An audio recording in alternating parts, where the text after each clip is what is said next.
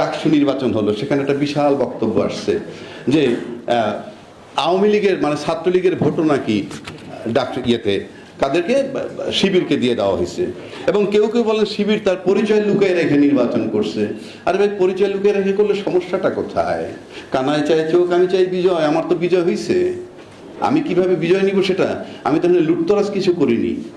আর একটা বিষয় আপনাকে পরিষ্কার করি, এই যে বয়ান তৈরি করছে যে আপনার কি বলে, আপনি যে একটা সিম্পল দিকে তাকান, বিএনপি মানে ছাত্র দল ভিপি জিএস এজিএস পদে ভোট পেয়েছে কত?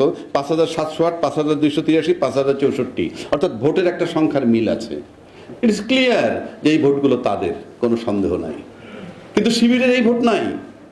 শিবিরের ভোট হবে এই রেশিওতে 2500, 3000 করে পার হেড। কিন্তু তারা ভোট পেয়েছে কত? 14,042, 10,794, 11,772। এখানেও তাদের ভোটের সংখ্যার মিল নাই, মানে কাছাকাছি নাই। তাহলে ভোট কারা দিল? এখন বলবেন ছাত্রলীগ দিচ্ছে। ছাত্রলীগ যদি দিত তাহলে জগন্নাথ হলের ভোটটাও দেখতে হবে। জগন্নাথ হলের ভোটটায় কি হয়েছে?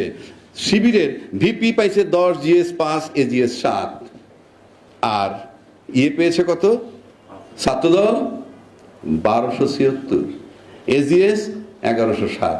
এখানে ছাত্রলীগের ভোট তাদেরকে দিছে, কোনো সন্দেহ নাই। কেন দিছে? ওরা মনে করে এই দলটাকে আওয়ামী লীগের বা ছাত্রলীগের বিকল্প। এখন বাংলাদেশে এখন যারা ছাত্রলীগ বা আওয়ামী লীগের বিকল্প যে দলটাকে মনে করবে, কোনো সন্দেহ নাই যে সেটা জুলাই চেতনা বিরোধী। এবং এবার বিশ্ববিদ্যালয়ের যে ভোটটা হয়েছে, আমি ব্যক্তিগতভাবে মনে করি তারা জুলাই চেতনা ধারণ করে যারা, এই মর্মে যাদেরকে বিশ্বাস করছে তাদেরকে ভোটটা দিছে। এখন আপনি প্রচার করে এই ভোটটা নিতে পারবেন না। কেন পারবেন না? জুলাই চেতনা মাত্র 14 মাস আগের ঘটনা, 14 বছর আগের নয়। ওই ছাত্রছাত্রীগুলো ভোট দিয়েছে, তাদের মস্তিষ্কের ভিতরে ঘুরতেছে। সে যখন যুদ্ধের মাঠে ছিল তখন দেখছে তার সামনে কে, পিছে কে, ডাইনে কে, বাঁয়ে কে, পাশের থেকে মারা গেল কে। সে চাষার পোলা, না কোনো রাজনৈতিক নেতার পোলা, না অন্য কোনো রাজনৈতিক দল, এটা তারা দেখেছে। সুতরাং তারা সিদ্ধান্ত নিছে কাদেরকে মনে করতেছে যে জুলাই শক্তির পক্ষে, জুলাই আন্দোলনের পক্ষে। এখন আসেন, প্রত্যেকটা দলের আবার ছাত্র দল বলেন যার, তাদের মাদার পার্টি আবার আছে। আপনি মাদার পার্টি যখন বলে অভ্যুত্থানের কিছুদিন পর যে রাষ্ট্রপতিকে অপসারণ করলে সাংবিধানিক সংকট হবে, এটার মানে জুলাই বিরোধী চেতনা তার। জুলাই বিরোধী না হলে হাসিনার একটা অংশকে আপনি সরাই দিতে গেলে সাংবিধানিক সংকট হবে, এটা যখন একটা দল বলে তখন তাদের গ্রহণযোগ্যতা বিশ্ববিদ্যালয়ে হারাবে। দ্বিতীয় আসেন, তারা আরেকটা কথা বলছে যে কোনো দল নিষিদ্ধ করার দায়িত্ব জনগণের, আমাদের নয়। এটাও জুলাই বিরোধী, জুলাই চেতনা বিরোধী বক্তব্য। তারপর আরেকটা আসেন যে গত ফেব্রুয়ারি থেকে চলতেছে নোট অফ বিভিন্ন সংস্কার এবং আপনার কি ঐক্যমত নিয়ে কথা, সেখানে নোট অফ ডিসেন্ট যারা দিচ্ছে, এই সব নোট অফ ডিসেন্ট গুলা জুলাই চেতনার বিরোধী।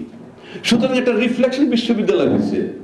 কারণ আপনি যখন একটা বাচ্চাটাকে ব্রেইন ওয়াশ করে দিবেন, সে তার চোখে দেখা জুলাই ঘটনা, আপনি দেখবেন একটা বাচ্চারা যখন ঘুম পাড়ায় 3-4 বাচ্চাকে ভূতের ভয় দেখে, তার জীবন থেকে সেই ভূতের ভয় বের হইতে লাগে 2 যুগ।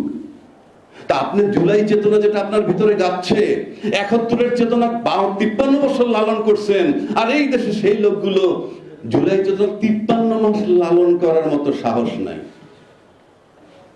আপনি মুক্তিযুদ্ধকে ক্যাশ করেছেন। মুক্তিযুদ্ধ এখন বাংলাদেশের ইতিহাস, এখনকার প্রজন্মের কাছে এটা একটা গল্প।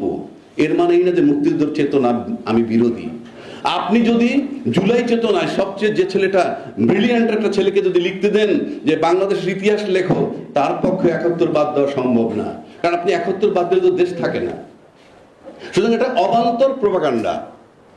আপনি জুলাইয়ের চেতনা আপনাকে লালন করতে হবে। যেই মুক্তিযোদ্ধারা বলে, আপনি একটা জিনিস কল্পনা করেন তো, মুক্তিযোদ্ধার ইতিহাস যদি আপনি দেখেন, আপনি জিয়াউর রহমানের মতো একটা ব্যক্তি, যে দলটা এখন সবচেয়ে বড়, নির্বাচন করলে ক্ষমতায় যাবে, তাদের জিয়াউর রহমান সাহেবের যখন খেতাব কেড়ে নেয় বীর উত্তম, খেতাবটা যখন কেড়ে নেয়, সে তো মুক্তিযোদ্ধা।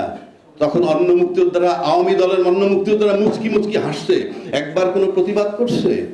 সে তো মুক্তিযোদ্ধা। এবং জিয়াউর রহমান সাহেবের মতো মুক্তিযোদ্ধা খুব রেয়ার। কেন রেয়ার?